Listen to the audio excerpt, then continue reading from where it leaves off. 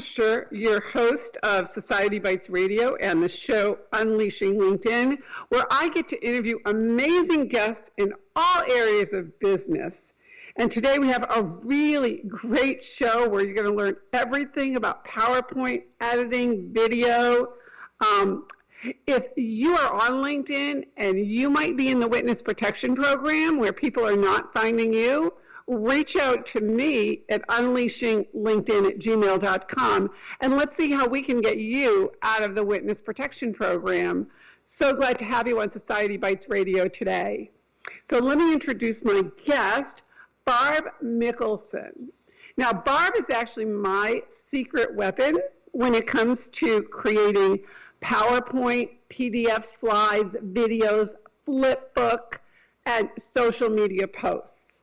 Barb is hired by lenders, real estate agents, restaurants, small business owners, and entrepreneurs to create stunning media for these businesses with their logo and their branding so they can show up without the usual headaches and focus on what they do best, running their business, while she focuses on what she does best, creating memorable media that your audience loves and keeps returning to see more of. So instead of telling you about how Barb got started in all of this, I'm going to ask her to tell us her own story about how she got started doing this.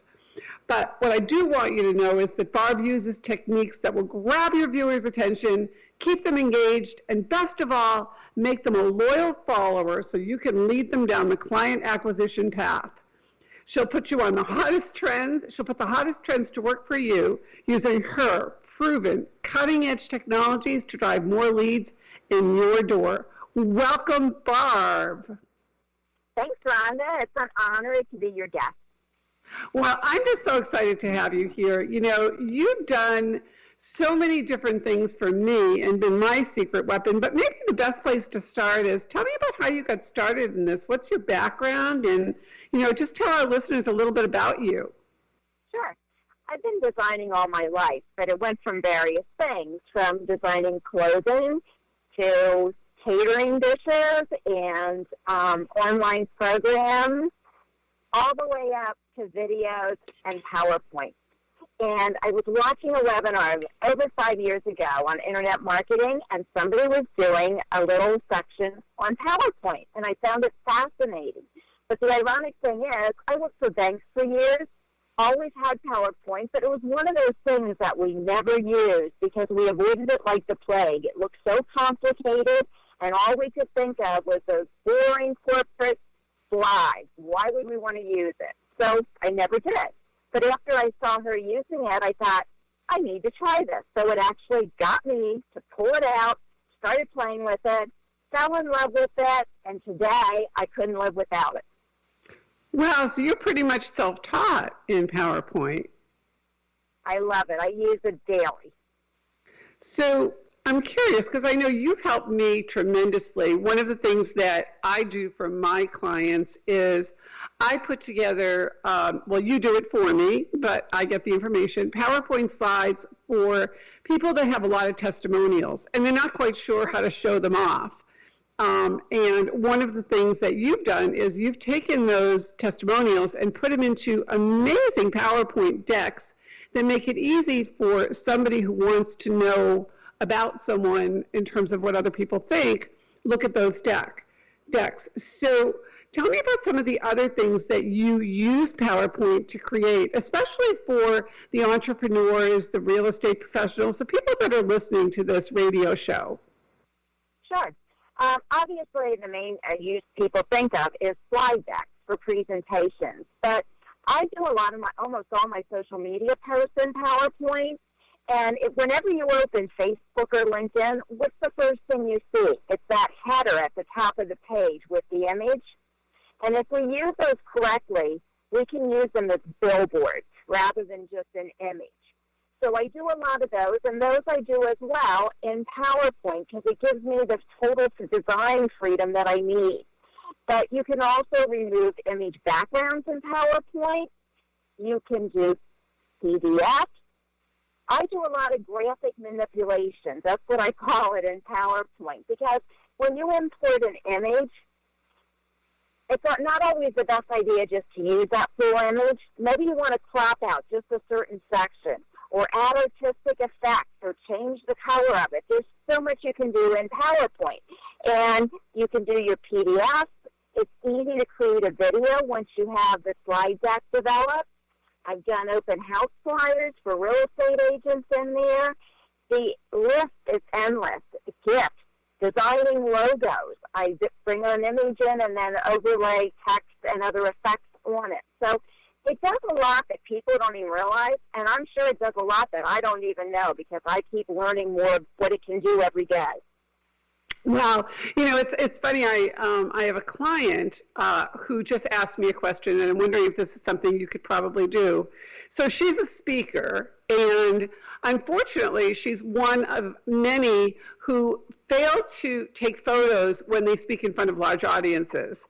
So one of the questions she asked was, could you take a photo of her speaking and then put an audience in? Because legitimately she has done this hundreds of times. She's just never taken that photo. Is that something that you could do? Well, you can overlay her in front of another audience from somewhere else. That gets a little tricky at times because she's looking at you often, and when you put the audience behind, they're looking at her back. Oh, okay. So that's a little trickier to manipulate, but it depends on the view and the angle that her photograph is taken as far as whether that would work good or not. Got it. So tell me what goes into a really good PowerPoint slide deck, because I know people really want to know. They're very confused a lot of times, and when they're doing their decks, I tend to see a lot of people that just put tons of words out there, and nobody wants to be read to, and nobody wants to read. So what should go into a good PowerPoint slide deck? That's an interesting question because I just got one of those the other day, 7 pages of text. It was more like a novel than a PowerPoint slide deck. But there's 2 sides to a PowerPoint. One is the design side, and the other is the content side. On the design side, I always tell people it's a variety with consistency and pops of the unexpected. And on the content side, it takes the person from what it is to the pain points they may be having with that, whether they know it or not, and transforming you into the hero that's going to solve it for them so that when you present an offer at the end, they're ready to buy it. And throughout, with the PowerPoint design side, you want to be consistent with your branding and colors, use the same fonts and background, and use a variety of layouts. Sometimes I see people pick one slide layout and continue it through the whole thing. And unique images add the unexpected elements to grab their attention, like animations, GIFs, videos. You can insert all those items to make it more interesting and keep your audience engaged. So let's talk about the videos for a second, because I know for me, you've been super helpful. One of the things that I learned from my mentor, Joel Bauer, is, when somebody says something nice or somebody gives you a compliment, to ask them if they wouldn't mind giving you a video testimonial. So I've accumulated a lot of those, and I've really been somewhat challenged at times to figure out, well, how do I really show this off using PowerPoint? So Barb, I know that I would never cut my own hair. I wouldn't, actually handle my own money. I leave that to the experts.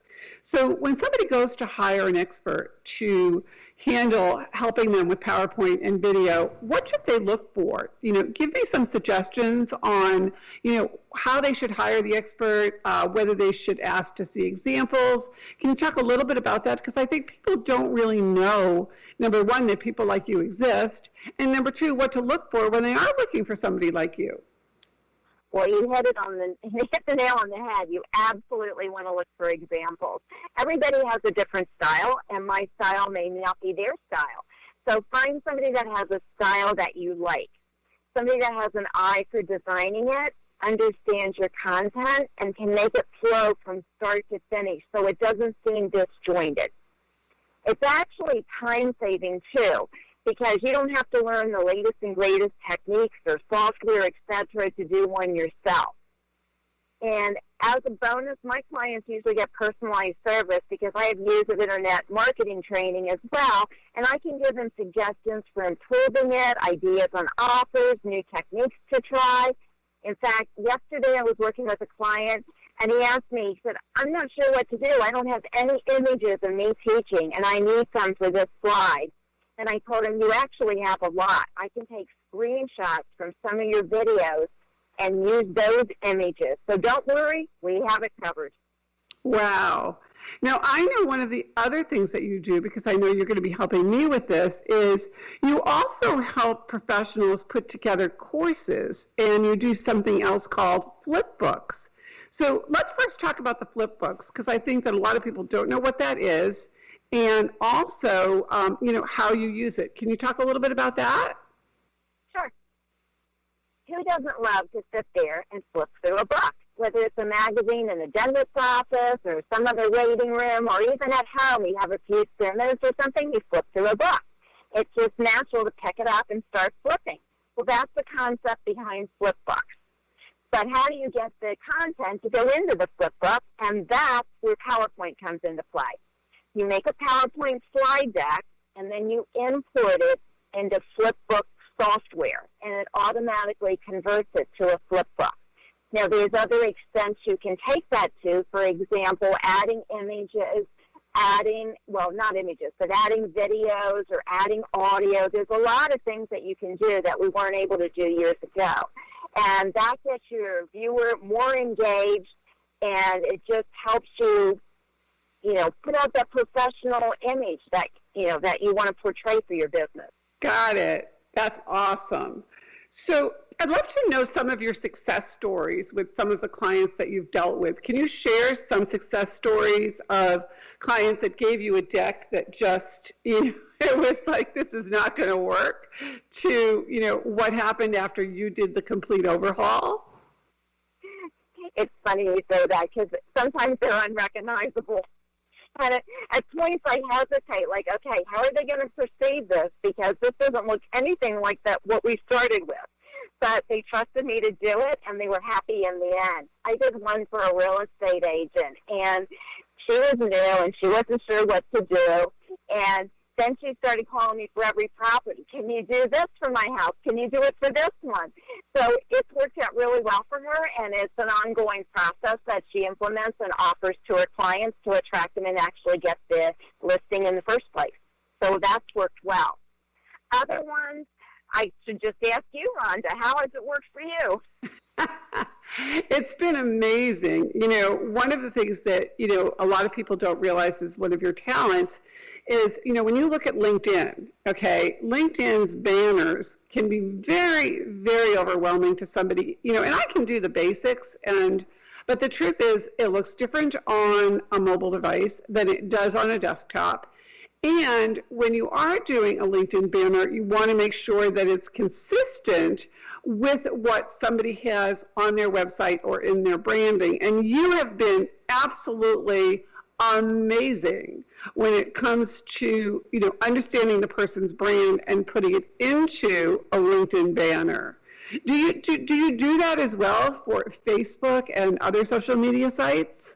I do it for all social media. I even have some special packages for real estate agents, for instance, a holiday edition, just a real estate edition, because most people don't know this, but I don't know how it works on LinkedIn, but on Facebook, that's one of the secrets. How often do you see posts saying, nobody's seeing my posts anymore, so they're doing this chain thing and passing it around, and it increases viewership? Well, the secret in Facebook, if you change that header, everybody's going to get notified.